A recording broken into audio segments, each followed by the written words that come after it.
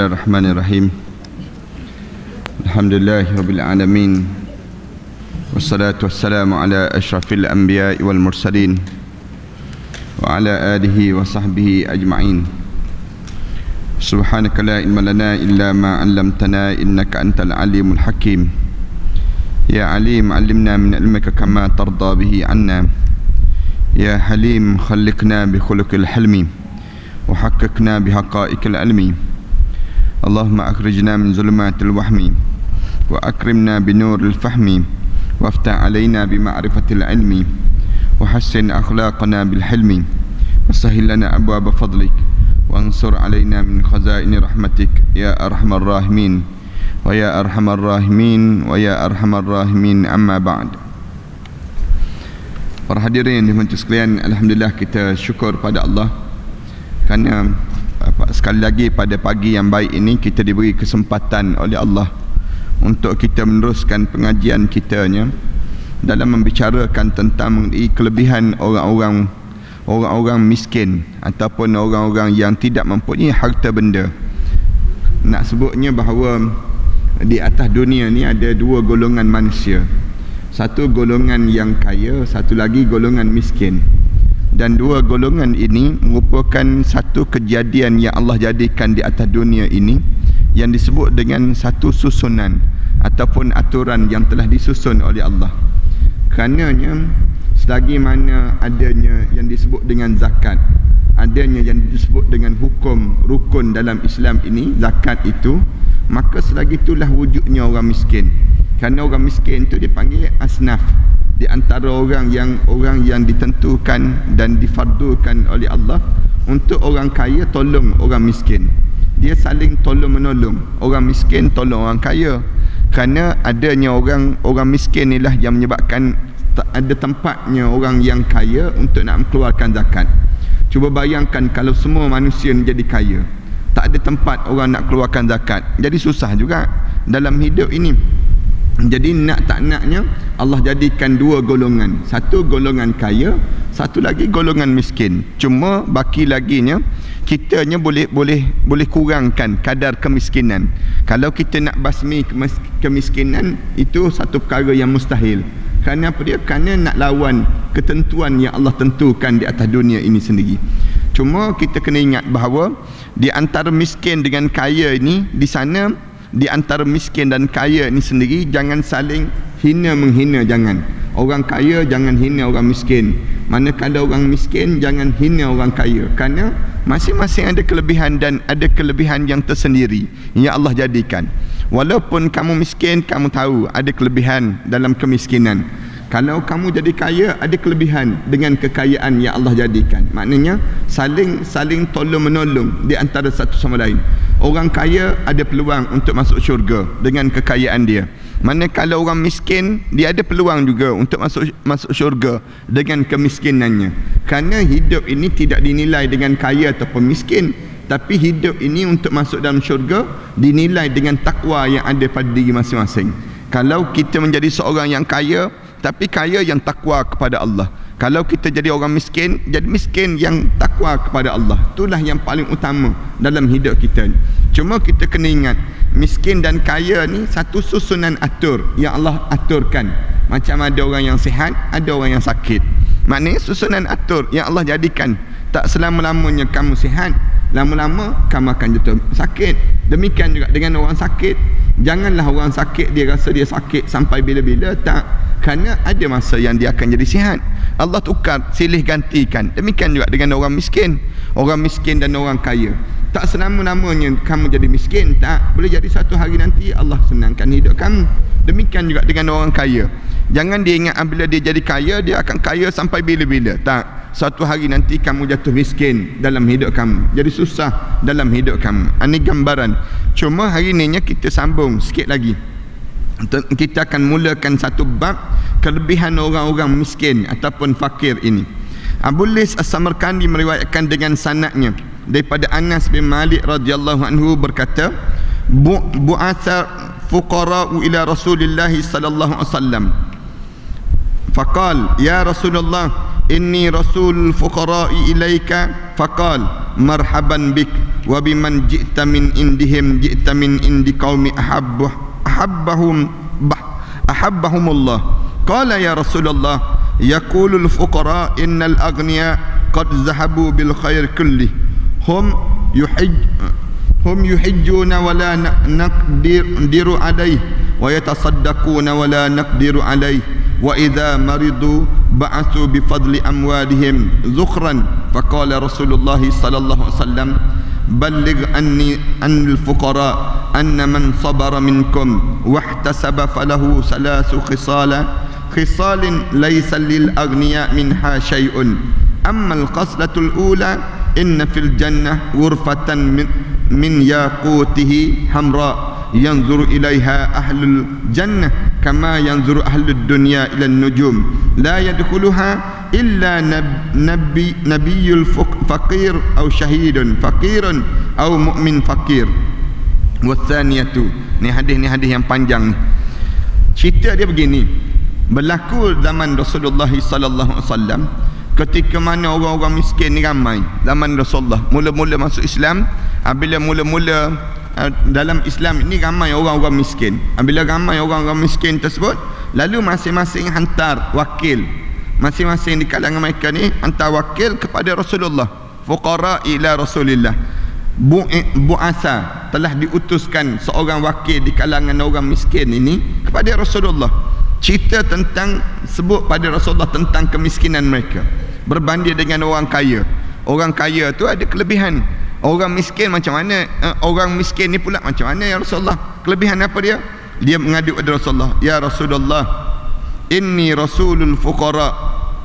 Dia kata, ya Rasulullah, saya ni telah diutuskan oleh wakil di kalangan orang-orang miskin, di kalangan orang-orang miskin ni kepada kamu ya Rasulullah. Katanya wakil tadi, wakil pergi berjumpa dengan Rasulullah, bagi tahu kepada Rasulullah, ya Rasulullah, saya ni wakil kepada orang-orang miskin ni ya Rasulullah. Jadi dia kata, oleh kerana saya ni jadi wakil, dia hantar pada kamu ya Rasulullah. Lalu Rasulullah sallallahu alaihi wasallam pun jawab balik, marhaban bik. Dia kata, selamat datanglah kerana kedatangan kamu. Oleh kerana kamu jadi wakil ni, maka selamat datanglah kedatangan kamu untuk berjumpa dengan saya ni. Wa biman ji'ta min indihim, dan selamat datang juga kepada siapa yang mengutuskan kamu kepada saya ni. Ji'ta min indi qaumin habbuhumullah. Katanya Rasulullah SAW, kamu datang daripada satu kaum yang dicintai di sisi Allah Subhanahu wa taala. Maknanya orang-orang miskin ni Allah suka. Kenapa Allah suka dengan orang miskin ni? Kalau kita cerita panjanglah, kerana kemiskinan tadi dia lebih dekat dengan Allah. Orang miskin kan dengan orang kaya, Nabi biasa buat contoh yang mudah. Kerana miskin tadi dia tak jadi belagak dan dia tak jadi sombong. Kerana kita, kalau misalnya kita mudahnya, orang miskin, cara dia bercakap lain, cara dia duduk lain, cara dia makan minum lain. Orang miskin kan. Orang kaya tak. Orang kaya ni dia senang nak jadi belagak, nak jadi sombong, senang je. Kita tak ada dah sarapan pagi, tak ada. Oh, kalau dah jadi kaya, breakfast terus, senang kitanya. Dia beza terus. Kalau dah jadi kaya, makan malam tak ada, dinner terus kitanya.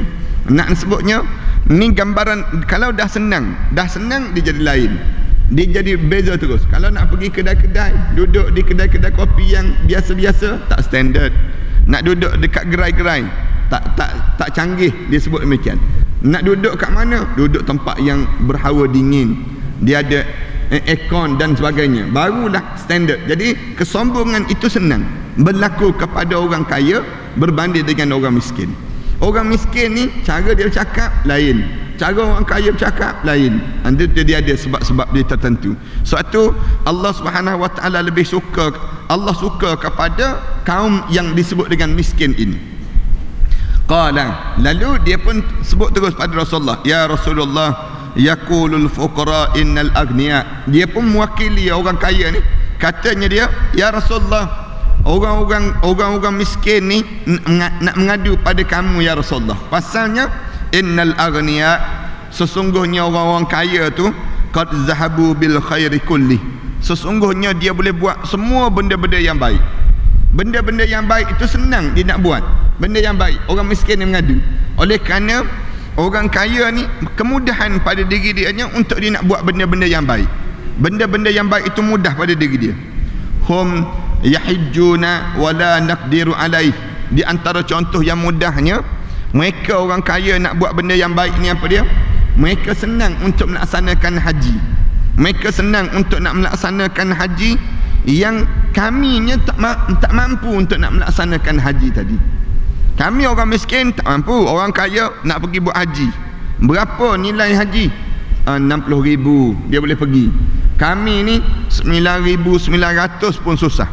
Nak pergi dengan package muassasah pun payah. Orang kaya dia nak pergi, dia sebut je tahun ni nak pergi haji, dia pun pergi cari mana-mana package yang mahal-mahal sikit, confirm dapat pergi haji lah dia. Manakala kita orang miskin ni kena daftar, beratur, tunggu, nak kena pergi tabung haji, kemudian macam-macam gaya, susah kan?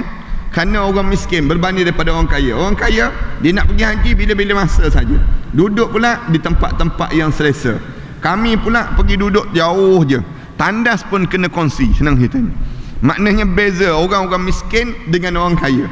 Kalau di Padang Arafah lagi naya, di Padang Arafah tu kena beratur je, tandas ada 3 je, orang ada dekat dengan 2,000. Kena bergayut dekat depan tandas tu. Orang lain bergayut dekat Baitullah, dia bergayut depan pintu tandas, saya panggil. Kerana apa dia? Kerana nak tunggu ni, nak tunggu jemaah haji Indonesia masuk 3 orang serentak dalam satu lubang tandas tu. Masuk tiga satu bilik tu, akhirnya jerelus jatuh 3 dalam tersebut, jatuh 3 dalam lubang tu, meninggal dunia 3 orang.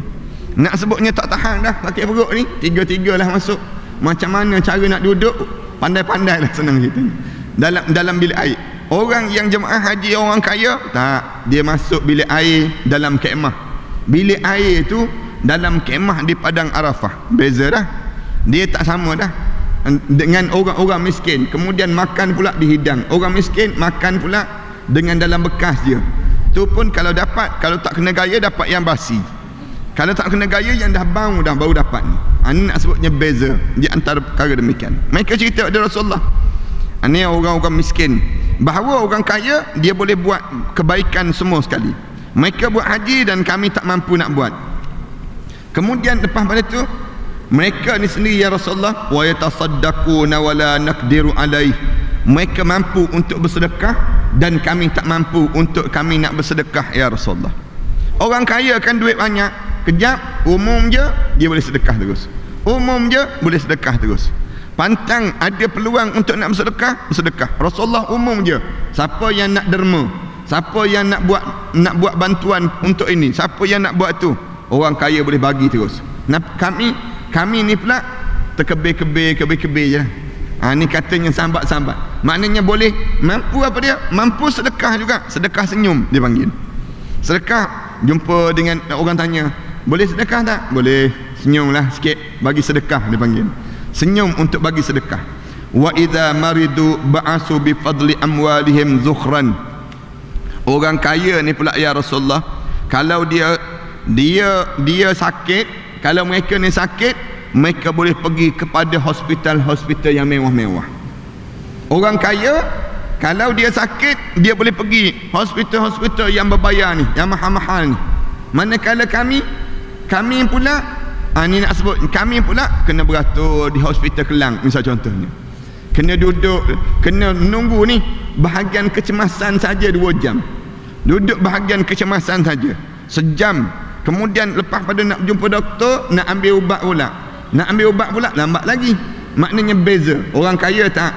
Orang kaya dia duduk je, dia pergi je hospital, kemudian doktor datang tempat dia, datang merawat dia dan sebagainya, dia boleh bayar semua. Kami tak boleh ya Rasulullah. Mengadu, orang miskin yang mengadu. Bukan zaman kita je lah, zaman Rasulullah dah mengadu dah masalah ni pada Rasulullah sallallahu alaihi wasallam. Faqala Rasulullah sallallahu alaihi wasallam, Rasulullah pun mula jawab. Apabila orang miskin ni dia mengadu pada Rasulullah demikian, lalu Rasulullah sallallahu alaihi wasallam jawab. Rasulullah kata apa dia?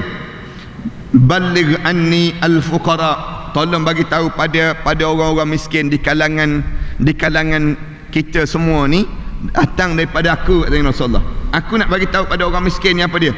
anna man sabara minkum wahtasaba falahu salasu khisal.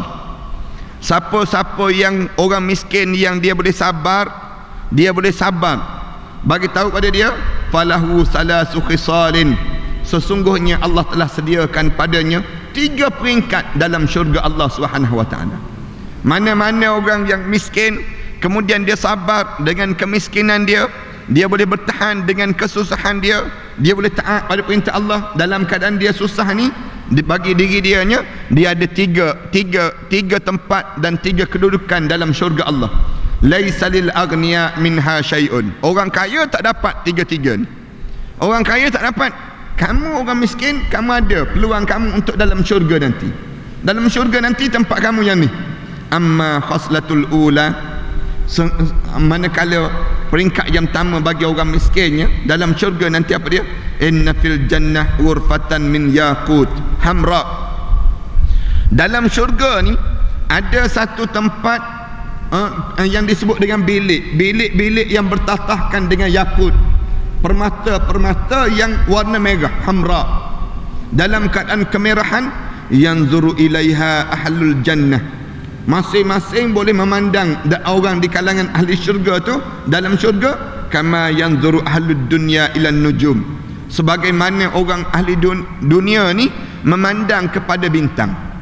Maknanya orang yang pandang pada bintang tu, Allah cantiknya pada bintang tu. Tengok orang dalam syurga tu, dia tengok orang yang berada dalam, orang miskin ni, orang yang sabar dengan kemiskinan dia boleh bertahan dengan kemiskinan dia tersebut. Orang ni yang dalam syurga tu, waktu mana dalam syurga tersebut masing-masing memandang dalam syurga Allah dalam keadaan yang macam orang ahli dunia memandang kepada bintang-bintang yang cantik, yang indah itu. Nak sebutnya gambaran bagaimana Allah sediakan pada orang macam ni, ahli syurga di kalangan orang miskin. La yadkhulaha illa nabiyyun faqiran aw syahidun faqiran aw mu'min faqir. Rasulullah kata bilik ni yang untuk syurga ni untuk siapa dia? Di kalangan nabi-nabi yang miskin,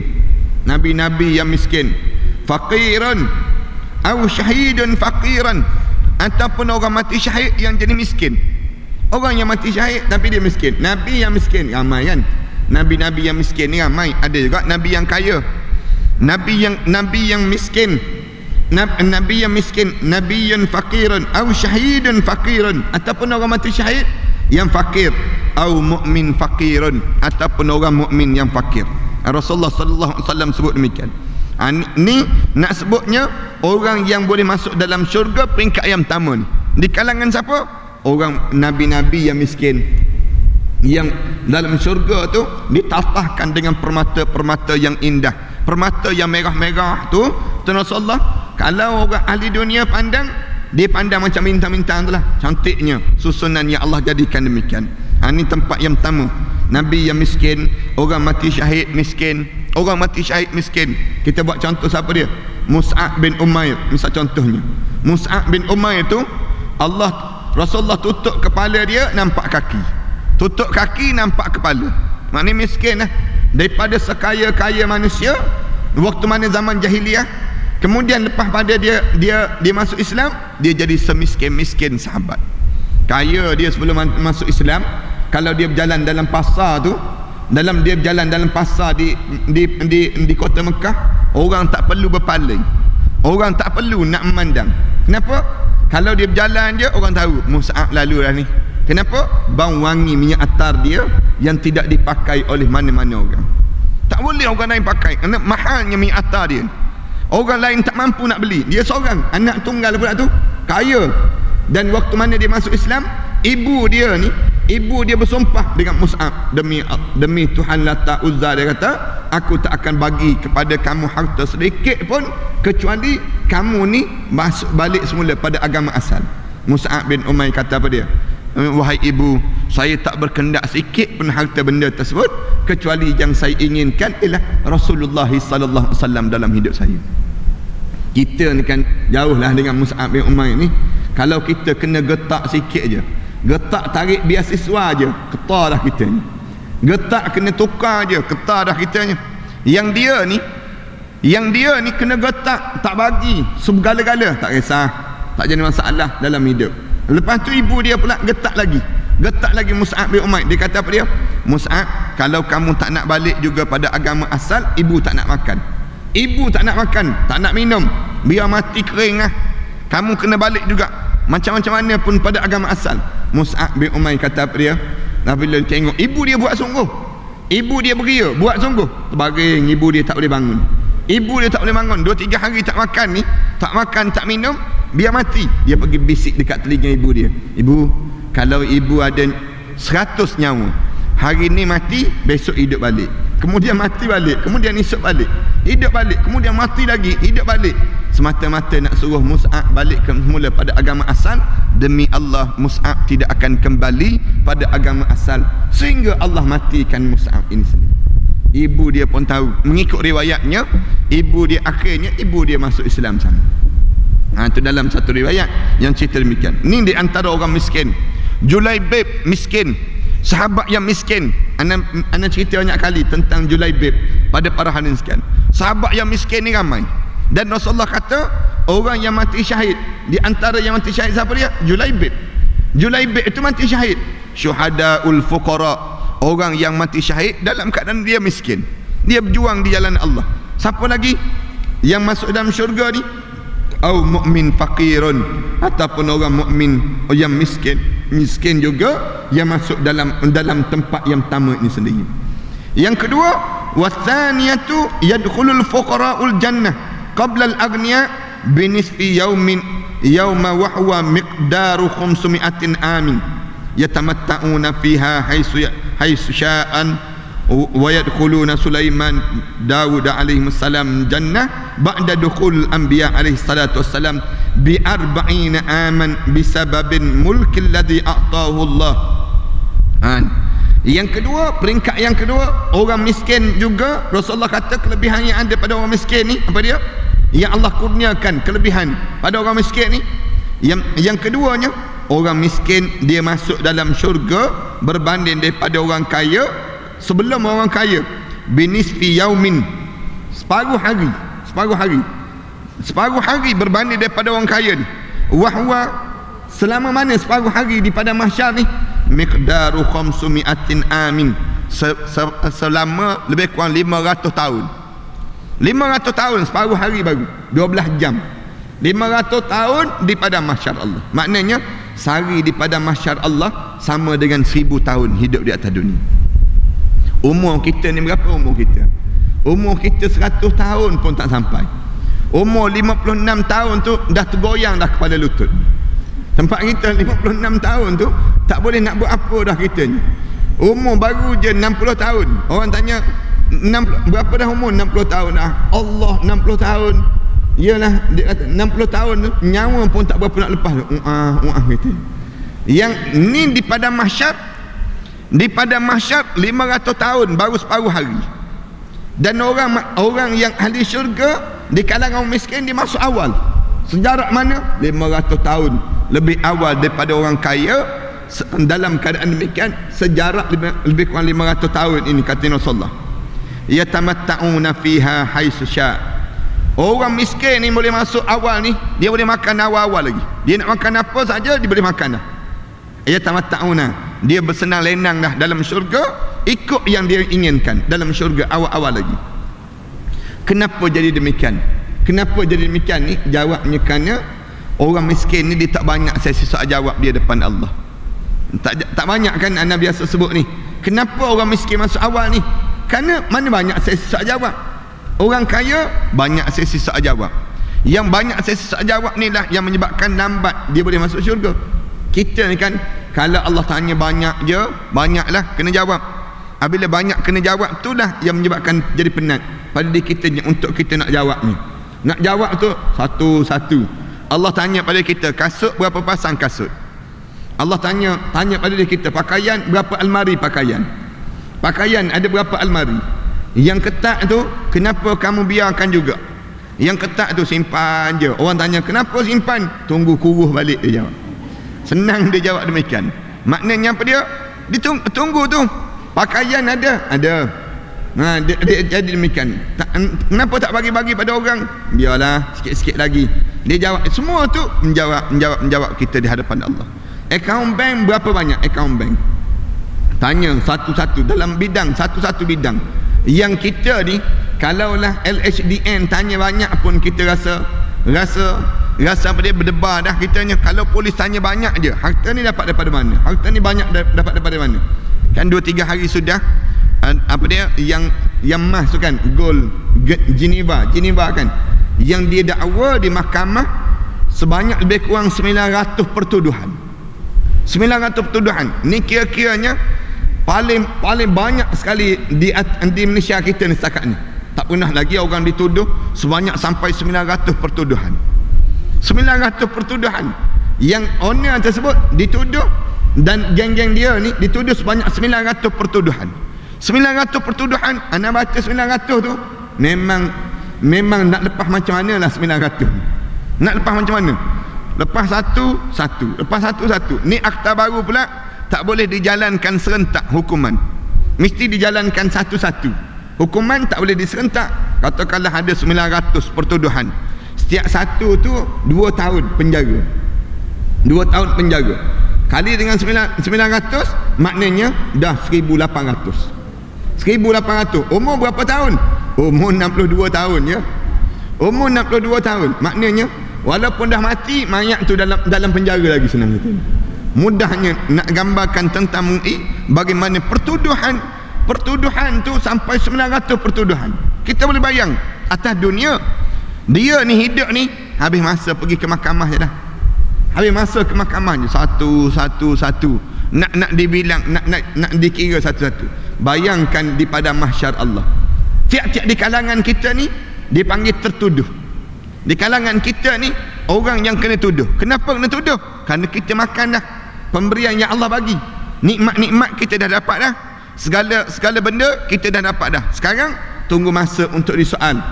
Nikmat-nikmat aku ni, fa bi ayyi ala'i rabbikuma tukadziban. Di atas nikmat-nikmat yang banyak ni, yang mana kamu dusta terhadap ayat-ayat Allah Subhanahu wa taala. Yang ni lah yang menyebabkan kita ni terdiam di pada mahsyar nanti. Nak jawab yang ni jenuhlah kita. Nikmat-nikmat banyak. Nikmat itu, nikmat ini, nikmat makan. Berapa kali lepas pada kita makan boleh sebut alhamdulillah. Anak sebut mudahnya. Berapa kali nikmat masuk bilik air, berapa kali keluar bilik air sebut alhamdulillah. Tak ramai kan nikmat lega dipanggil. Nikmat lega tu tak ramai orang boleh nak sebut alhamdulillah. Keluar lega. Nak sebut alhamdulillah tak ada pada diri kita. Nikmat tu banyak tapi jarang di kalangan kita nak sebut alhamdulillah di atas nikmat-nikmat yang kurniaan yang Allah kurniakan pada kita. Wa yadkhulu Sulaiman ibn Dawud alaihi salam al-jannah, dan Nabi Allah Sulaiman pun masuk dalam syurga ba'da dukhulil anbiya alaihi salatu wassalam, setelah mana semua nabi-nabi yang lain masuk dalam syurga.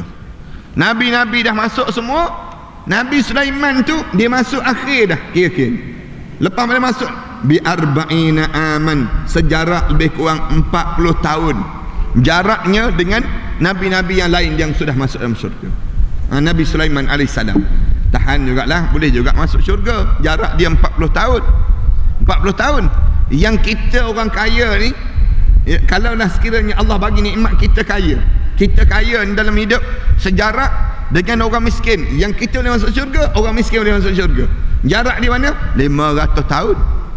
500 tahun di pada mahsyar Allah Subhanahu wa taala. Nabi Sulaiman tu 40 tahun lepas pada nabi-nabi masuk. Bisababi mulkil ladzi a'tahu Allah, dengan sebab yang disebutnya kekuasaan yang Allah kurniakan padanya, yang Allah kurniakan pada dia tersebut. Ni ingat, siapa-siapa yang diberi kuasa, dia kena ingat tentang Nabi Sulaiman alaihissalam. Kalau dia boleh jadi macam Nabi Sulaiman, maka berkuasalah dia. Tapi kalau dia tak mampu untuk jadi macam Nabi Sulaiman, baik jangan dia pegang tahta dan kuasa dalam hidup. Kenapa? Kerana dia kena jawab ni. Kita buat contoh yang mudah je. Siapa yang jadi Perdana Menteri? Misal contohnya, Jadi menteri ni dia kena jawab semua rakyat di Malaysia ni 30 juta orang. Dia kena jawab seorang-seorang kalau dia jadi Perdana Menteri. Kita ambil kecil sikit lah, jadi menteri besar. Menjadi menteri besar, dia kena jawab tentang rakyat. Dalam sebuah negeri ni ada lebih kurang 4 juta orang. Dia jawab jadi menteri besar. Dia buat apa dia terhadap kuasa yang ada pada diri dia. Kita ambil kecil sikit lagi, jadi apa dia? Jadi yang berhormat. Jadi yang berhormat, dia kena jawab terhadap rakyat dia seramai 70,000 orang. 70,000 orang, 90,000 orang. Kita ambil kecil sikit lagi. Ambil kecil sikit lagi, yang disebut dengan apa dia? Jadi ketua jabatan. Ketua jabatan.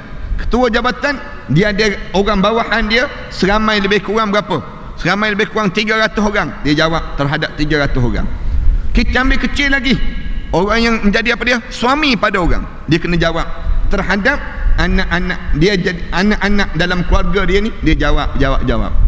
Ni maknanya tiap-tiap di kalangan kita kullu ulaika kana anhu mas'ula. Tiap-tiap di kalangan kita kena jawab di hadapan Allah Subhanahu wa taala. Ana pun kena jawab jugalah. Di pada mahsyar nanti Allah akan tanya, aku bagi ilmu pada kamu sikit. Kat mana kamu mengajar? Kamu duduk kat mana? Kamu buat apa dia? Semua ni kena jawab lah. Kena jawab di hadapan Allah. Satu benda yang paling takut orang yang ada ilmu tiba-tiba dia tak mengajar, tak bagi tahu tentang ilmu dia tersebut. Dia kena jawab di hadapan Allah. Bahkan orang ni dulu yang masuk dalam neraka Allah Subhanahu wa taala dan tersembuh-sembuh perut ni dalam keadaan pusing. Rasulullah SAW cerita ahli syurga tu datang melawat, tengok tentang dalam neraka, tengok orang dalam neraka, tengok orang ni mengajar di atas dunia dahulu. Orang ni macam dikenal. Tidakkah kamu yang mengajar orang suruh buat baik, mencegah orang daripada melakukan kemungkaran? Dia jawab, ya. Habis tu, kenapa kamu masuk neraka juga ni? Dia pun jawab, aku suruh orang buat baik, tapi aku sendiri tak buat benda yang baik. Aku mencegah orang daripada melakukan kemungkaran, aku sendiri yang buat benda yang mungkar tadi. Dia sebut demikian. Yang menyebabkan inilah balasan pada dia akunya. Satu, jangan main-main apabila kita pegang amanah. Kita ni kita ingat ke kena jaga hubungan kita dengan manusia je? Tak. Apabila kita jadi amanah, kita pegang amanah tadi. Para hadirin sekalian, jadi ibu dalam rumah tangga, pegang amanah. Pegang amanah untuk apa dia? Jadi seorang isteri, jadi seorang ibu kepada anak-anak kita dan rumah tangga kita. Maknanya amanah. Amanah ni Allah tanya tak tanya? Tanya. Allah tanya di hadapan Allah, apa yang kamu buat terhadap rumah tangga kamu? Macam mana kamu lakukan dalam hidup? Ni Allah tanya semua ni. Berapa kali kamu masak? Berapa kali beli kat kedai, misal contoh ni? Berapa kali ni kita kena jawab, kenapa beli kat kedai? Kenapa masak? Kenapa kamu buat begitu? Semua ni kena jawab di hadapan Allah Subhanahu wa taala nanti. Kalau ada jawapan tak apalah. Kalau tak ada jawapan tu yang jenuh ni.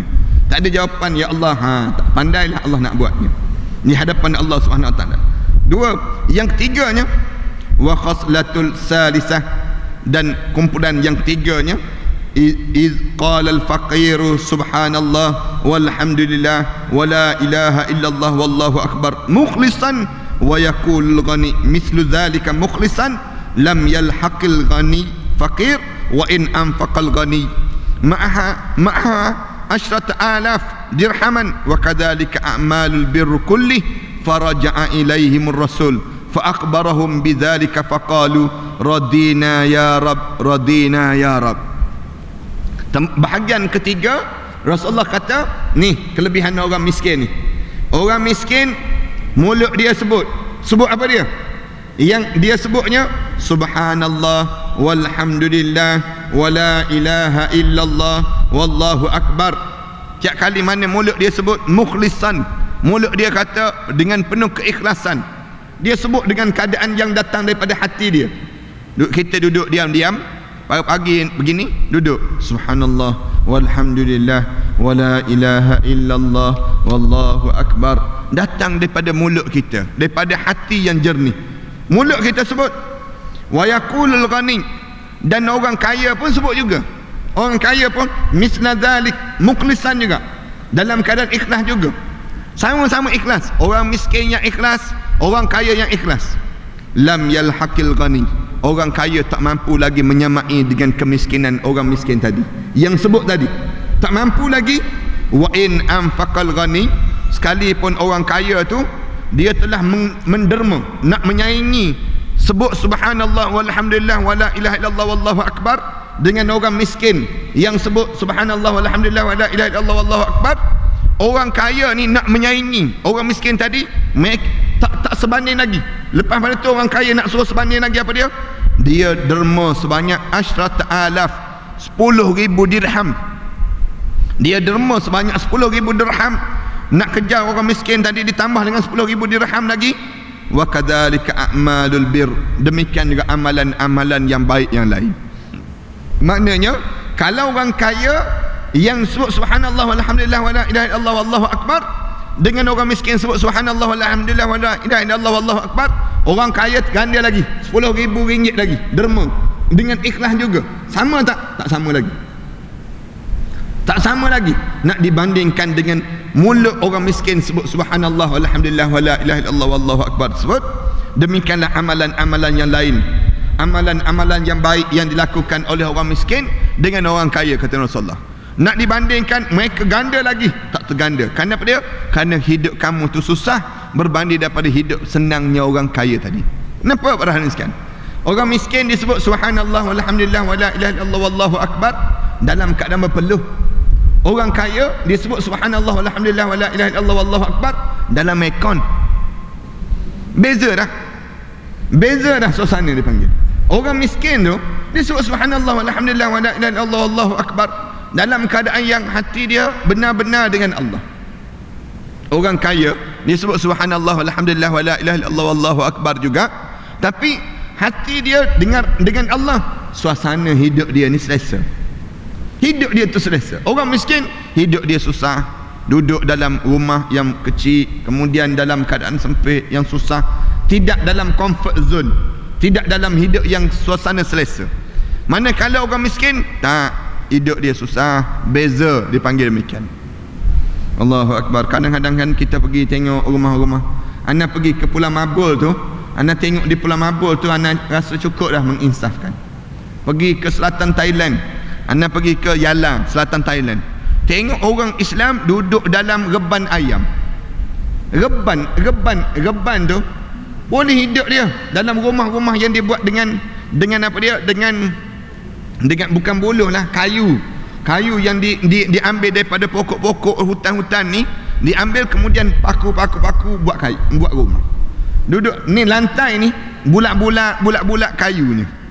Kita boleh bayang macam manalah dia tidur malam-malam, macam manalah dia hidup malam-malam. Kita boleh lah hidup sehari dua kat dalam rumah tu, lepas pada tu rasa mati kering, kita tak kena gaya.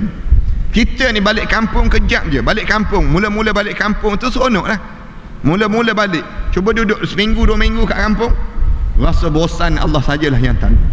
Nak buat benda lah kita ni.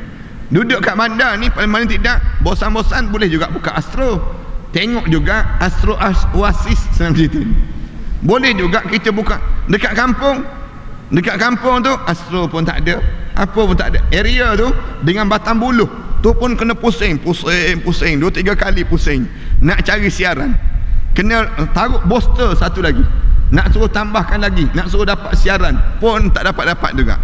Tu pun berdiri, seorang duduk kat bawah, seorang duduk kat atas. Nampak masing-masing duduk kat bawah, yang duduk kat bawah tersebut. Nak sebutnya gambaran apa dia? Susahnya, lama-lama bosan nak balik mula ke bandar. Tu. Tapi tapi keadaan demikian, amalan jauh lebih bersih dalam keadaan sedemikian rupa. Faraja'a ilaihimur rasul, lalu wakil orang miskin ni pun balik setelah mana berjumpa dengan Rasulullah SAW tu, balik. Fa akhbarahum bidzalik, lalu mereka pun cerita keadaan yang Rasulullah cerita tadi. Faqalu, lalu mulut-mulut mereka kata apa dia? Radina ya Rabb, radina ya Rabb, kami redalah wahai Tuhan kami, kami redalah wahai Tuhan kami, kami redalah wahai Tuhan kami. Masing-masing sebut demikian. Radina ya Rabb, radina ya Rabb, radina ya Rabb, kami redalah, kami redalah, kami redalah. Maknanya mereka kata, kami terimalah apa yang kamu kurniakan pada kami ini ya Allah. Abu Lis As-Samarkandi meriwayatkan dengan sanadnya daripada Abu Dzar radhiyallahu anhu, dia berkata, awsani khalili Rasulullah sallallahu alaihi wasallam bisab'i alam atrukuhunna wala atrukuhunna awsani bihubbil masakin wadunu minhum wa an anzura ila man huwa asfala minni wala anzura ila man huwa fawqi wa an asil rahimi wa in adbar barat wa qata'atat wa an yastakthira min alqaul la hawla wala quwwata illa billah fa innaha min kunuzil bir wa alla as'alin nas syai'an wa alla akhafa fillahi lawmata la'im wa an aqulul haqq wa in kana murran. Ni cantik juga ni hadis yang disebutnya daripada Abu Dzar Al-Ghifari radhiyallahu anhu. Kata dia, Rasulullah telah mewasiatkan kepada aku, ada 7 nasihat yang Rasulullah pesan pada aku. Rasulullah SAW sebut, Rasulullah ingatkan pada aku ni, wasiat pada aku ni, bisab'in la atrukuhunna wala atrukuhunna. Rasulullah SAW sebut 7 macam yang tak sampai pada saya untuk saya tinggalkan, dan jangan tinggal semua sekali kalau tak mampu nak buat semua sekali tadi. Maksudnya saya tidak akan saya tinggal semua tersebut. Rasulullah kata jangan tinggal 7 perkara ni. 7 perkara ni jangan tinggal. Lalu Abu Dzar kata 7 ni saya tak tinggal. 7 ni saya tak tinggal. 7 pesanan yang Rasulullah pesan. Apa dia? Yang pertama, awsani bihubbil masakin. Yang pertama, Rasulullah pesan pada saya supaya saya sentiasa mengasihi orang-orang miskin. Mengasihi orang miskin, mencintai orang miskin dalam hidup. Bihubbil masakin, orang miskin ni jangan kamu hina, jangan kamu pandang lekeh, jangan. Dengan orang miskin kamu diajar supaya kamu muliakan dia, kamu jadikan kemuliaan dalam hidup kamu dengan orang miskin. Wadunu minhum, dan kamu diajar supaya merapati diri kamu dengan orang miskin. Merapati diri kita ni, mendekatkan diri kita dengan orang miskin. Tengok orang miskin kan, kadang-kadang kita berjalan, tengok rumah-rumah uzur, singgahlah sekejap, berhenti sekejap, bagi salam, Assalamualaikum, kita bagi salam. Bagi salam tu tengok dia keluar, "Encik apa khabar?" kita tanya. Dia khabar baik. Dia tak tahu datang daripada mana. Tak, kami datang ni sekejap, saya nak singgah sekejap, bagi beras misal contohnya. Bagi beras ni daripada fidyah saya. Cara demikian pun boleh. Ataupun berhenti sekejap, kita singgah sekejap rumah dia, kemudian kita kata, ni duit zakat saya, ni pemberian saya. Ni yang terbaik lah, yang perlu kita lakukan dengan cara demikian. Wadunu minhum, kamu kena duduk dekat, merapati kamu dengan mereka. Kemudian yang kedua, wa an anzura ila man huwa asfala minni wala anzura ila man huwa fawqi. Yang kedua, Rasulullah kata selalulah memandang orang yang di bawah kamu, jangan kamu selalu memandang orang yang di atas pada diri kamu. Dalam urusan dunia ni, pandang bawah, jangan pandang atas. Pandang kat bawah dalam hidup kita, sentiasa memandang kat bawah.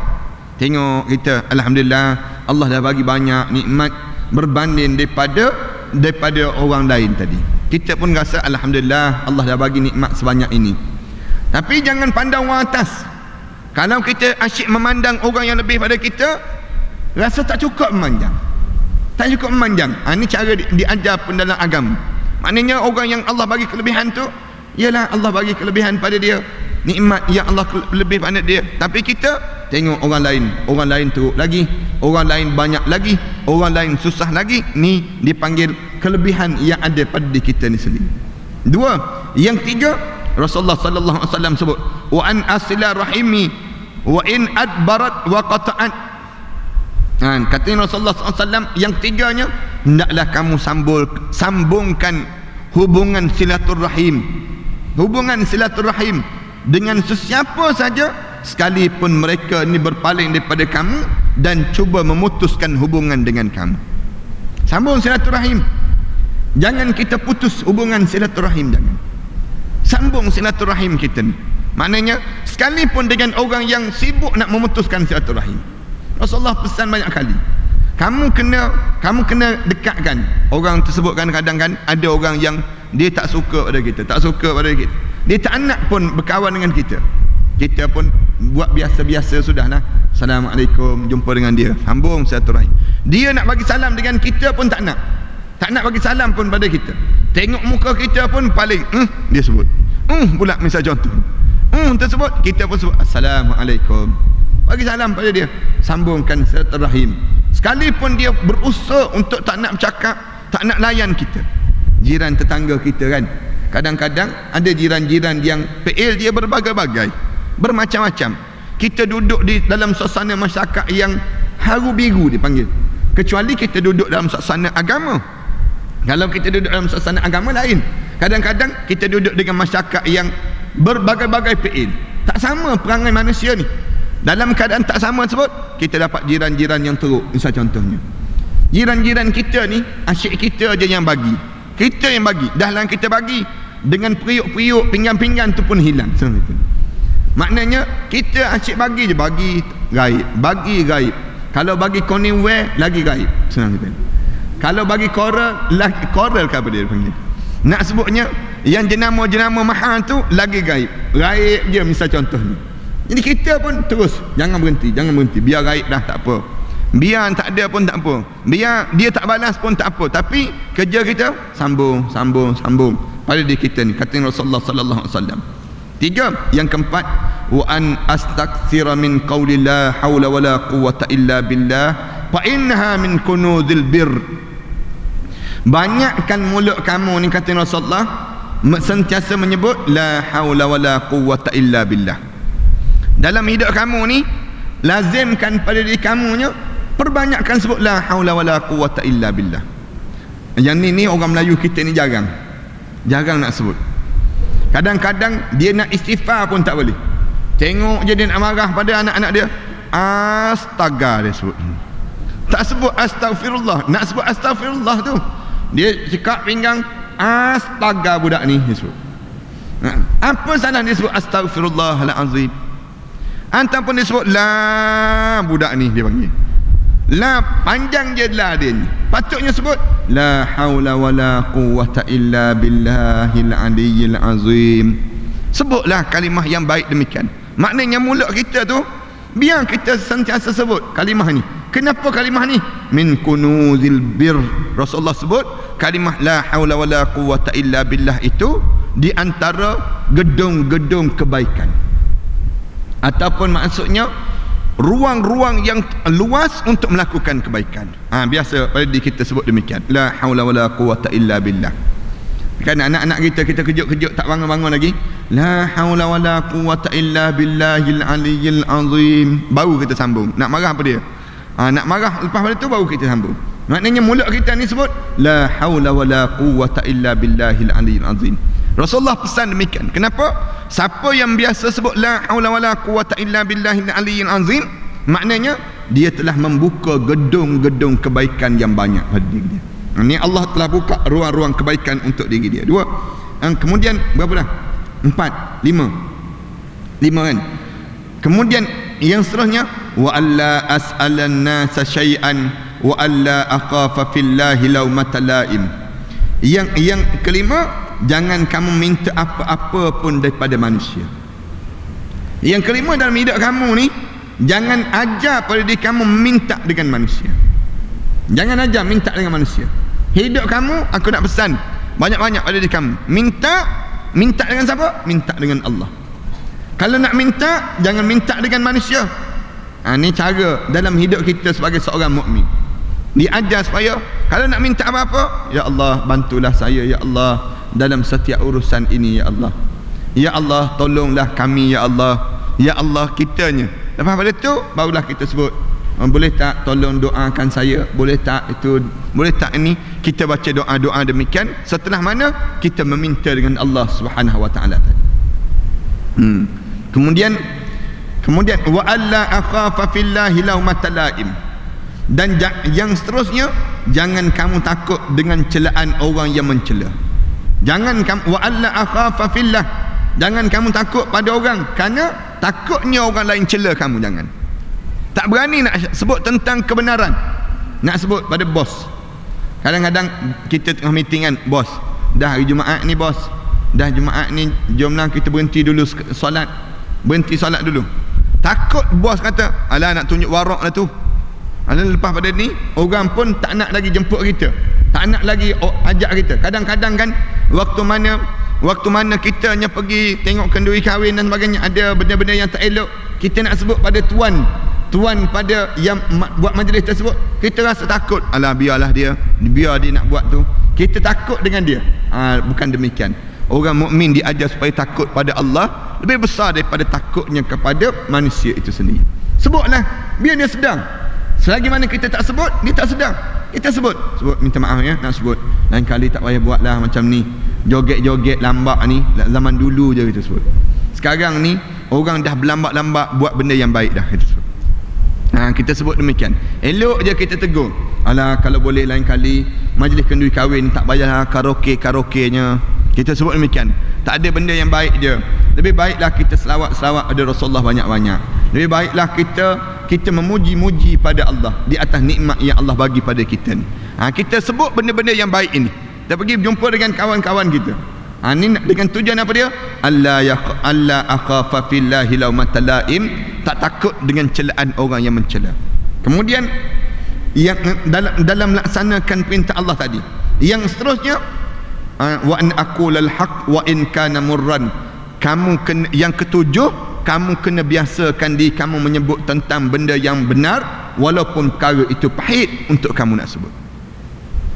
Nak sebut benda benar ni pahit. Allah, payahnya.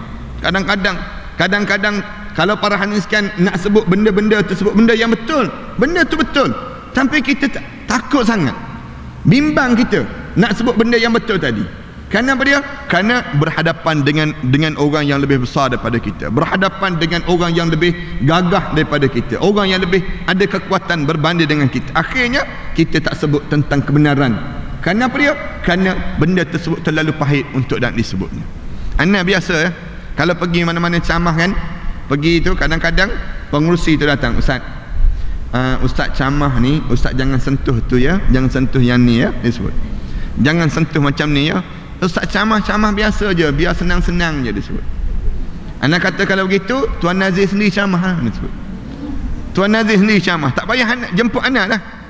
Kadang-kadang kita sebut ni, bila kita sebut dalam kita sebut tu, kena pada orang kat depan. Kadang-kadang kena pada kita sendiri. Yang kita sebut tersebut, dia tak semestinya.